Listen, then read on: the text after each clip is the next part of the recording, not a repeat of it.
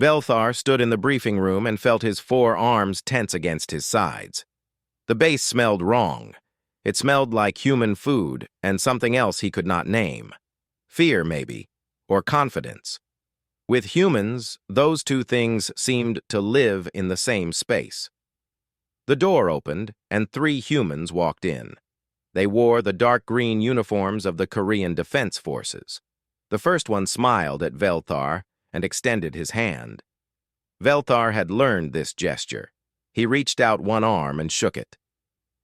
"Commander Velthar, I'm Captain Junho. This is Lieutenant Hyun and Sergeant Doyun."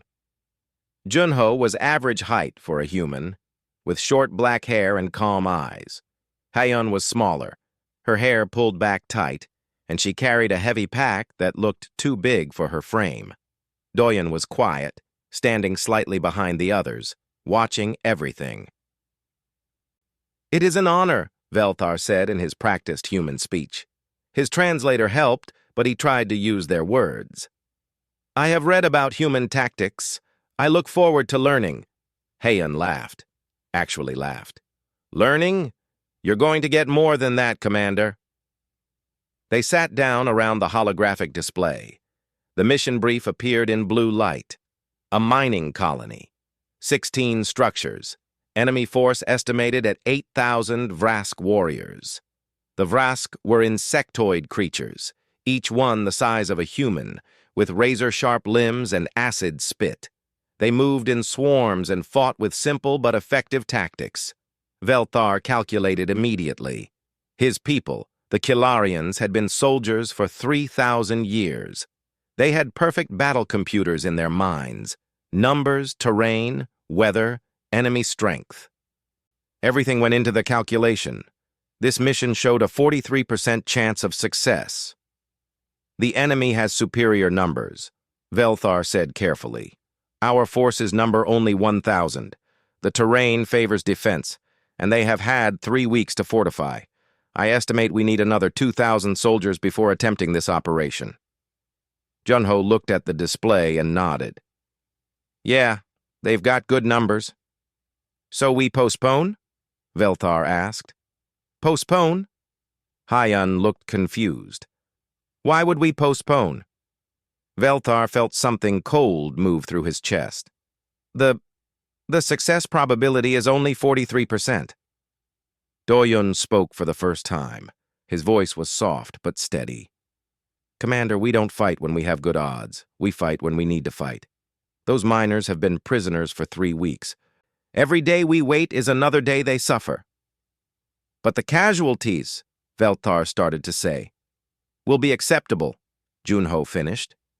He said it the way someone might say the weather was nice. Casual. Simple. "We've fought worse odds. The Vrask are predictable. They swarm, but they don't adapt quickly. We can use that." Velthar watched as Junho began marking the hologram. Attack points, retreat routes, casualty collection zones. That last one disturbed Velthar most. Humans planned where to gather their dead and wounded before the battle even started. "We drop in 30 hours, Junho said.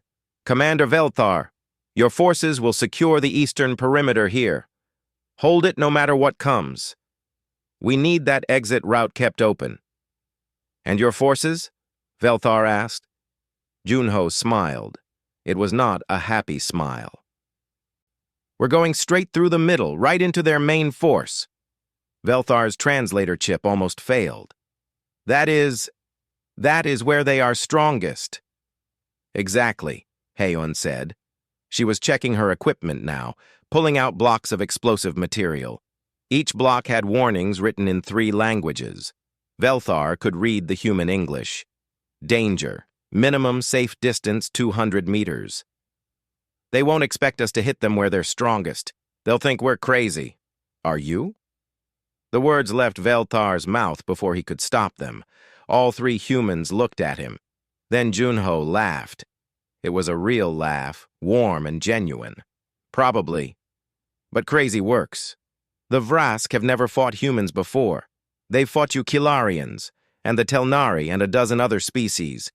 They know how everyone else fights. Careful, calculated. Smart. And humans? Velthar asked, though he was afraid of the answer. We fight like the thing we're fighting killed our families, Doyen said quietly. Every single time. The briefing ended. Velthar watched the humans leave, talking among themselves, laughing about something. Junho had shown him a photograph from his pocket.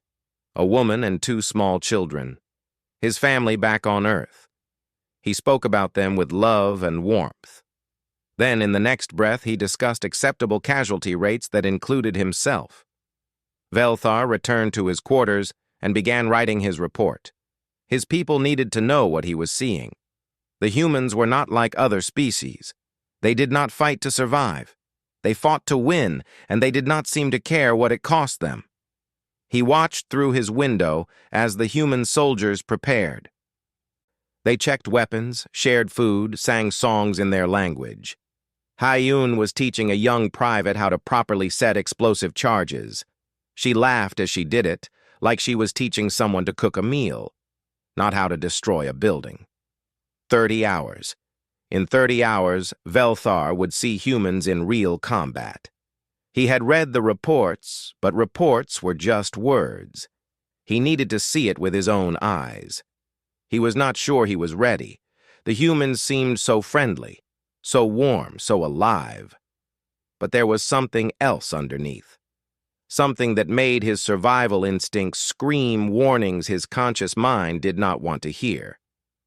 Jonyo had clapped him on the shoulder before leaving. Don't worry, Commander. We'll keep you safe. Just stay behind us and watch. You'll understand everything soon enough. That was what frightened Velthar most. He would understand, and he had a feeling that understanding would change him forever. The drop pods were small metal coffins that fell from the sky at speeds that made Velthar's stomach hurt. He sat in the Kilarian transport, a proper armored lander with shields and slow descent engines. Safe, calculated, built to protect the soldiers inside. Through the viewport, he watched the human pods fall. They were smaller, faster, with minimal armor. They looked like bullets more than transport vessels. Why do they not use proper landing craft? Velthar asked the pilot. The pilot, a Kilarian veteran named Kess, made a clicking sound that meant disbelief. Humans say armor is weight. Weight is slowness. Speed is survival. They would rather fall fast and risk the landing than fall slow and get shot on the way down. That is insane. That is humans. The planet rushed up to meet them. Velthar could see the colony now, gray buildings surrounded by red desert. He could also see the Vrask forces, thousands of them, moving like a dark tide across the sand. His battle computer counted them automatically, 8,217. The number made him feel sick. The human pods hit first. They struck the ground hard, throwing up clouds of dust. Velthar expected them to wait, to form up, to establish a perimeter. The Kilarian lander was still 60 seconds from touchdown. The humans did not wait. They exploded from their pods while still in the landing zone. Velthar watched through the viewport and could not believe what he saw. The Vrask were already attacking, rushing toward the landing site. Human doctrine should call for defensive positions. Set up, establish crossfire, call for support. Instead, Junho's voice came across the radio. All units, push forward. Hit them while they're moving toward us. They won't expect it. The humans charged. They ran straight at an enemy force 8 times their size, while their boots were still smoking from the landing. The Kilarian lander touched down gently. Velthar and his soldiers deployed in proper formation, shield walls, overlapping fields of fire, secure positions. By the time they were ready, the humans had already crossed 200 meters of open ground and were in close combat with the Vrask forward elements. Velthar ran forward, staying low, his forearms carrying both his rifle and his command tablet. He needed to see this. He needed to understand. What he saw made no sense. Hyun was laughing. She was actually laughing as she threw explosive charges at Vrask warriors. Each explosion sent alien bodies flying. She was surrounded, outnumbered, and she was laughing like this was the most fun she had ever had. Doyen was even worse. He was a medic, but he fought like a demon. Velthar watched him shoot a Vrask warrior with his rifle, then drop to his knees to treat a wounded human soldier, then shoot 2 more Vrask without even looking up from his medical work. His hands never stopped moving. Heel, shoot, and he was smiling. A small, calm smile, like he was doing paperwork. "Commander Velthar," Junho's voice came through the radio. "Secure that eastern ridge. We need it clear in 15 minutes. Velthar looked at the ridge. His computer calculated the enemy forces there. 400 Vrask, fortified positions, high ground advantage. "Captain, that position will take at least 2 hours to secure safely." "We don't have 2 hours. 15 minutes. The casualties will be acceptable. Move now, Commander." Velthar moved. His Kilarians advanced carefully, using cover, suppressing enemy fire. Good tactics. Smart tactics. By the time they reached the ridge, the humans had already taken 3 other objectives that Velthar had marked as impossible without heavy artillery. He watched a young human private, barely old enough to fight, sprint across open ground while carrying a wounded comrade. Bullets kicked up dust around him. He did not stop, did not even slow down. He just ran, screaming something in Korean until he reached cover. Night fell. The Vrask pulled back to regroup. The humans did not. They kept pushing, kept attacking, kept moving forward. Velthar found Junho in a captured enemy bunker. The captain was eating from a ration pack and studying a map. He had blood on his uniform, but Velthar could not tell if it was his or someone else's. "We lost 43 soldiers today," Junho said without looking up. "Wounded, another 72. We took 5 major objectives and destroyed an estimated 2,000 enemy combatants." Velthar sat down heavily. His people had lost 12 soldiers. 12, and he felt like he had failed them. The humans had lost 43, and Junho talked about it like he was reading a weather report. "How do you do this?" Velthar asked. "How do you keep fighting when the numbers are against you?" Junho finally looked at him. His eyes were tired. "Commander, my people come from a world where everything wanted to kill us. The animals, the weather, the diseases, each other. We survived because we did not stop. We never stop. If we stop, we die. So we keep moving forward. But your soldiers, they laugh, they smile. Are they not afraid?" Doyen entered the bunker, his medical bag covered in blood. He heard the question and answered. "We are terrified, Commander, every moment of every battle. But fear is just information. It tells us we are alive. It does not tell us to stop." Heun came in last, covered in dust and carrying empty explosive crates. She was humming a song. Actually humming while standing in a bunker surrounded by dead enemies. "We took the southern complex," she reported. "It was more heavily defended than we thought. Lost half my demo team." "I am sorry," Velthar said automatically. Heian looked at him with surprise. "Sorry? Commander, we completed the mission. They died doing what we all signed up to do. Tomorrow I will grieve. Tonight I will make sure their deaths meant something by finishing this job." Velthar left the bunker and stood in the dark, looking up at the alien stars. His translator chip was having trouble. It kept trying to find words for what he was feeling. Terror, awe, horror, respect, all of them at once. Behind him, he could hear the humans singing. A sad song, slow and mournful. Doyen had explained that human soldiers sang songs about death and loss while going into battle. They sang about the terrible cost of war while charging straight into it. Velthar finally found the word his translator was looking for. The word that described what he felt watching humans fight. Dread. The Vrask came back with numbers that made Velthar's battle computer flash warning symbols. 20,000 warriors. They surrounded the mining facility completely. 20-1 odds. Every military doctrine Velthar knew said the same thing. Evacuate and orbital strike the position. He brought this to Junho on the morning of the second day. Captain, we must evacuate. Command can level this place from orbit. We have achieved enough. The mission parameters did not include holding against these numbers. Junho was checking his rifle. He did not look up. We just took this ground, Commander. 43 of my people died taking it. I'm not giving it back. You will lose everyone. Maybe, but we will make them pay for every meter. Junho finally looked at him. Commander, I know your people do not think like us. You calculate. You withdraw when the math is bad. That is smart. That is good tactics. But if we leave every time the odds are against us, we will always be leaving.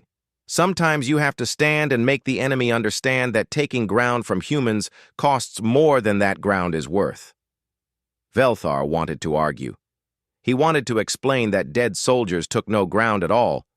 But he looked at Junho's face and saw something that made him stop. Determination, not stupidity. Not ignorance.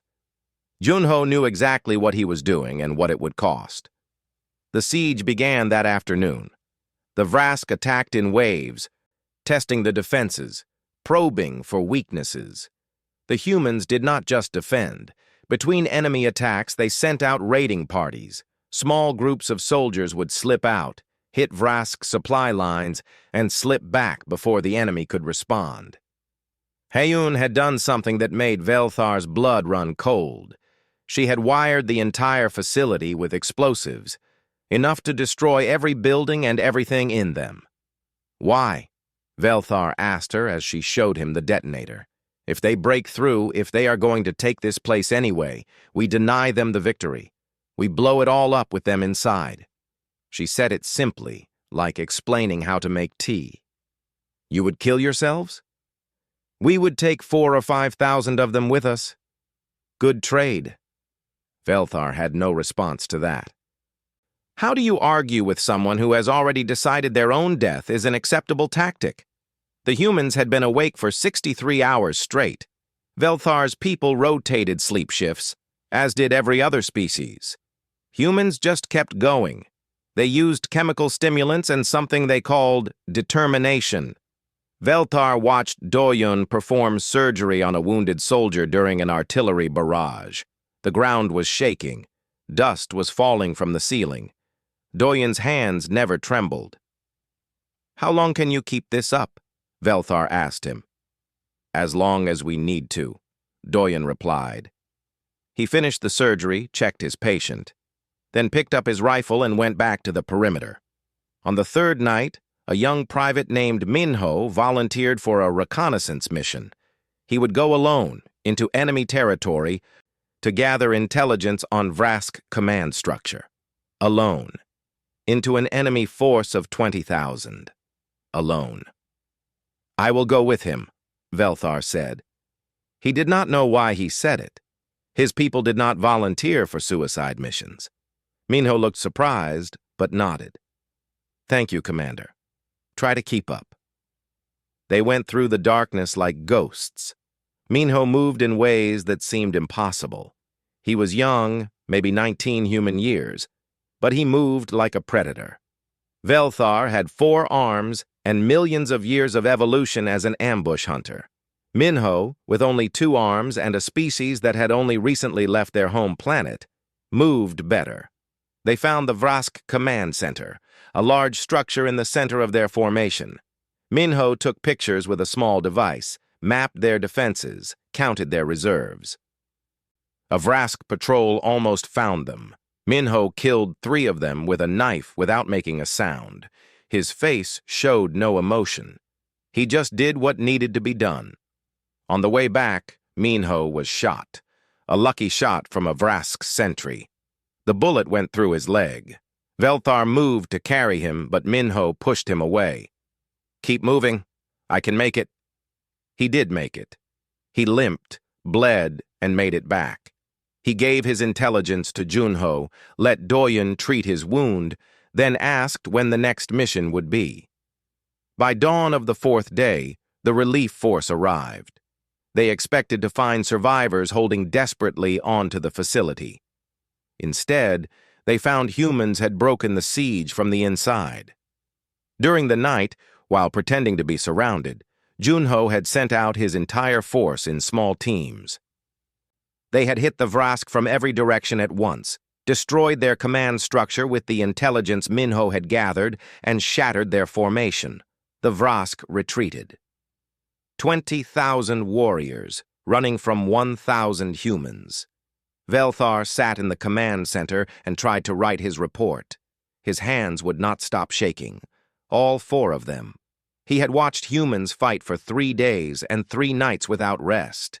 He had watched them laugh at death, charge into fire, volunteer for missions that should not have survivors. Hayun found him there. She sat down next to him. She was not laughing now. She looked tired, more tired than Velthar had ever seen anyone look. "I lost my whole demo team except one," she said quietly. "We have been together for 2 years. They were my friends." "I am sorry," Velthar said. "Me too." She was quiet for a moment. "You want to know the worst part?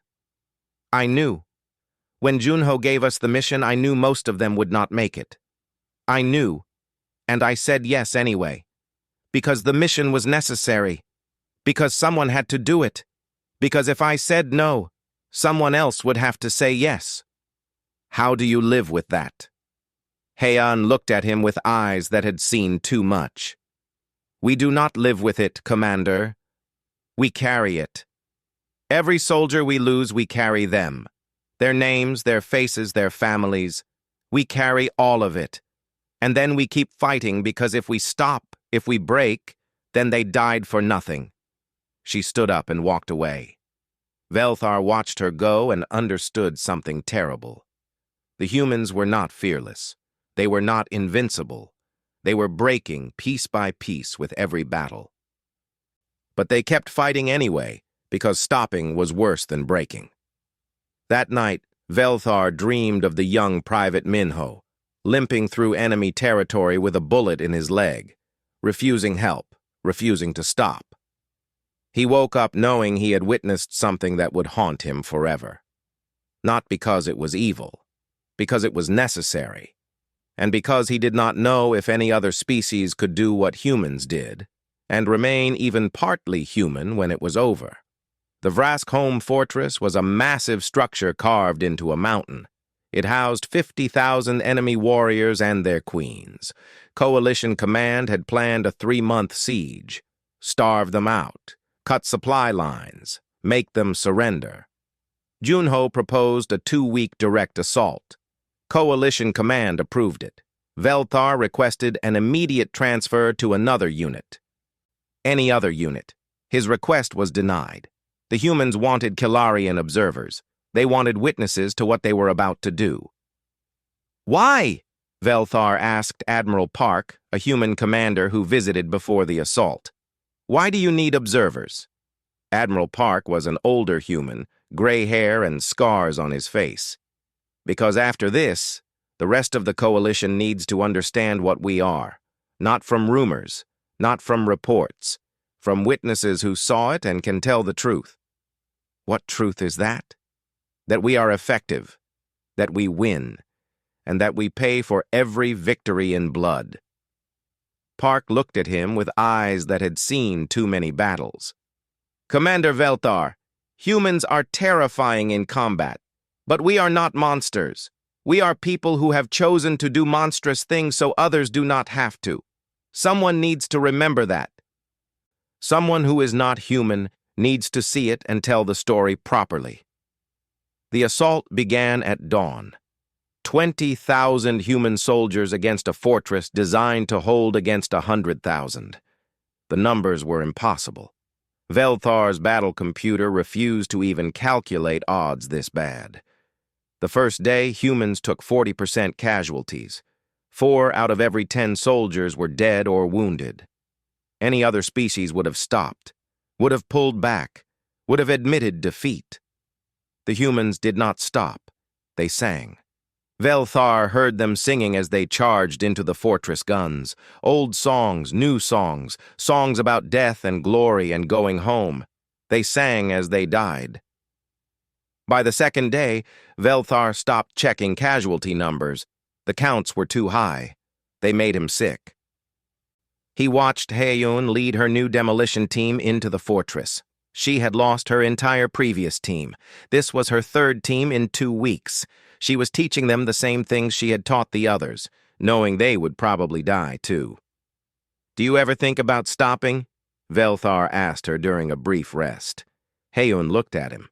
Her face was covered in dust and blood. "Every single second, Commander. Every moment I think I could just stop. I could just sit down and refuse to move." "Why do you not?" "Because the soldier next to me has not stopped. Because Junho has not stopped. Because if I stop, someone else has to do my job. Someone else has to carry my explosives into that fortress, and they deserve better than having to do my job and theirs." She smiled, but it was not a happy smile. "We keep going because we are all keeping each other going."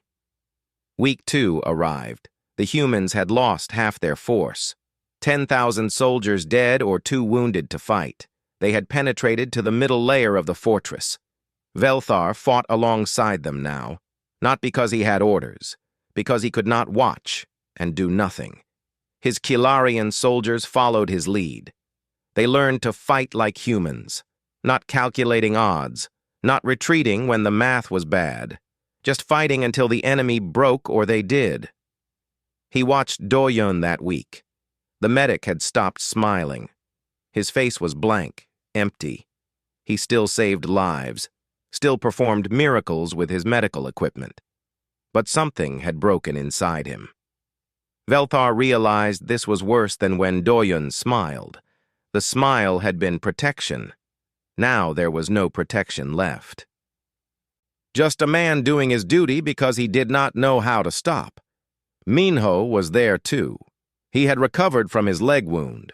He had not recovered from whatever he had seen during his reconnaissance mission.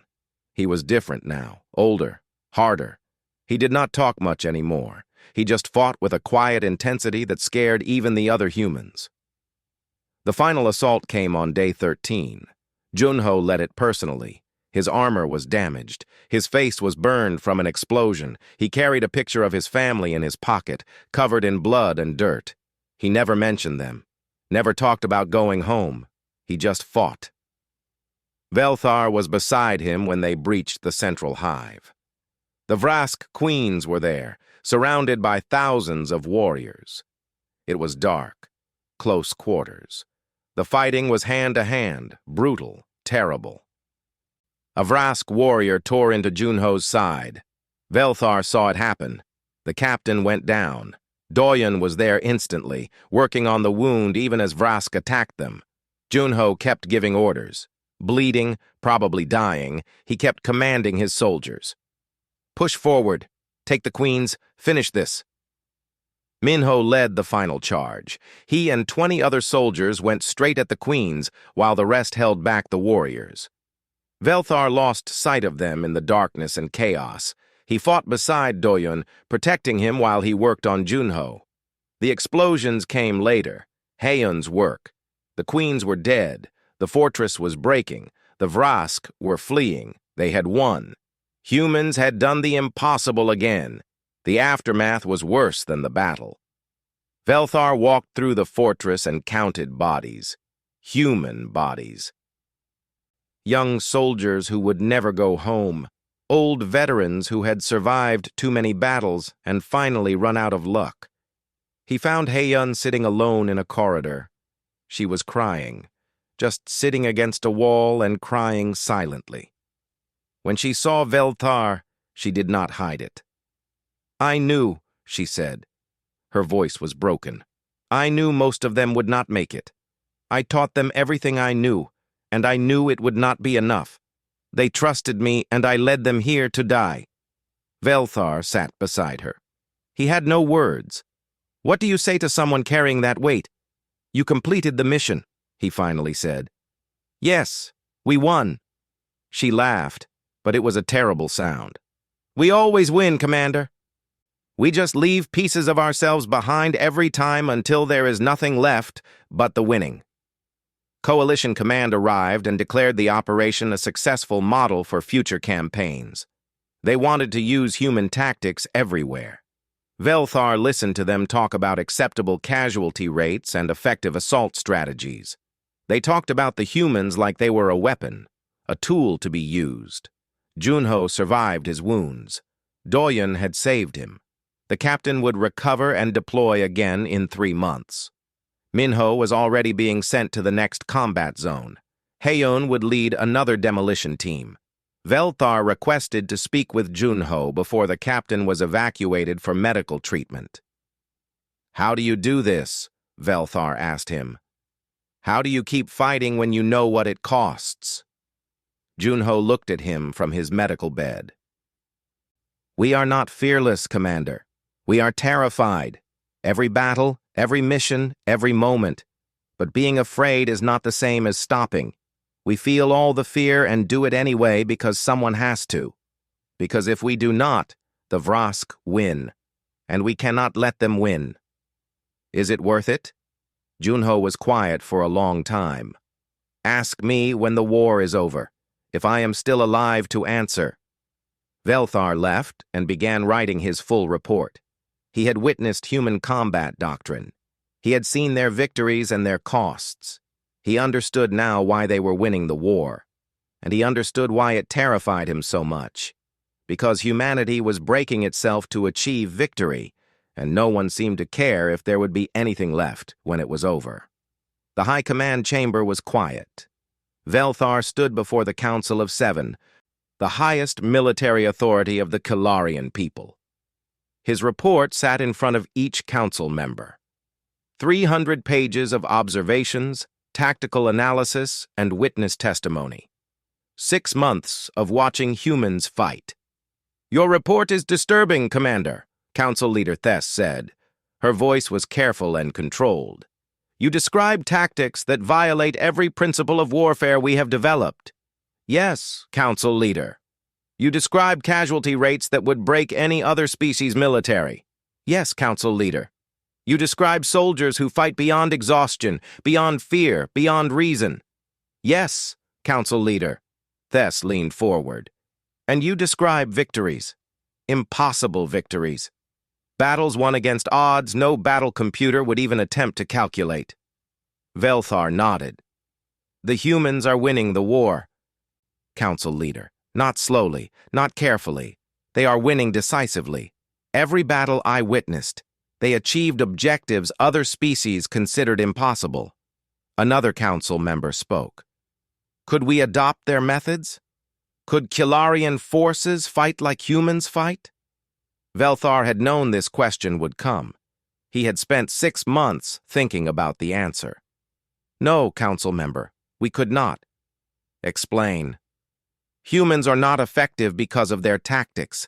They are effective because of what they are. They evolved on a death world where everything tried to kill them.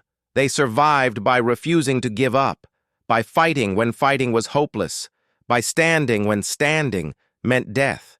You cannot teach that. You cannot train it. You either have millions of years of evolution teaching your species to never stop, or you do not. So we are inferior? Thess asked. There was no anger in her voice, only curiosity. No, Council Leader. We are different. We fight to survive, to protect our people, to preserve our civilization. These are good reasons, smart reasons. Humans fight to win, even if winning destroys them. That makes them effective. It does not make them right. The council was silent for a moment. Then Thess spoke again. What is your recommendation, Commander? That we continue our alliance with humanity, that we support them, that we learn from them what we can, but that we never try to become them. If Kilarians fought like humans, we would simply be dead. We do not have what they have. And what do they have? Velthar thought about Junho, carrying a picture of his family while planning operations that might kill him. About Hae-yun, teaching demolitions students she knew would die. About Do-yun, smiling through horror. About Min-ho, losing his youth in darkness and blood. They have the ability to pay any cost and keep going, to break themselves and keep fighting with the pieces, to look at impossible odds and decide those odds are wrong. He paused. And they have the tragedy of knowing what it costs them and doing it anyway. A message arrived during the council session. It was marked urgent. Tess read it, and her face changed. Commander Velthar, there has been an engagement in the Outer Rim. Human forces under attack. Significant casualties. She looked up at him. Lieutenant Hae-yun was killed in action. Private Min-ho was severely wounded and has been retired from active service. Captain Jun-ho and Sergeant Do-yun are both redeployed to another combat zone. Velthar felt something break inside his chest. Hae-yun was dead. Young Min-ho, who had barely lived, was broken beyond repair. And Jun-ho and Do-yun were already back in combat, adding new scars to old ones. Council Leader, I request permission to speak. Granted. The humans are winning the war. They are achieving victory after victory, but they are burning themselves out. Every battle costs them pieces of their humanity. If we do not end this war soon, there may be nothing left of the humans but weapons. They deserve better than that. Tess nodded slowly. What do you propose? That we commit more forces. That we take pressure off the human units. That we let other species share the cost so humans do not have to carry it all alone. This will mean more Kilarian casualties. Yes, Council Leader. But we can afford to lose soldiers and remain who we are.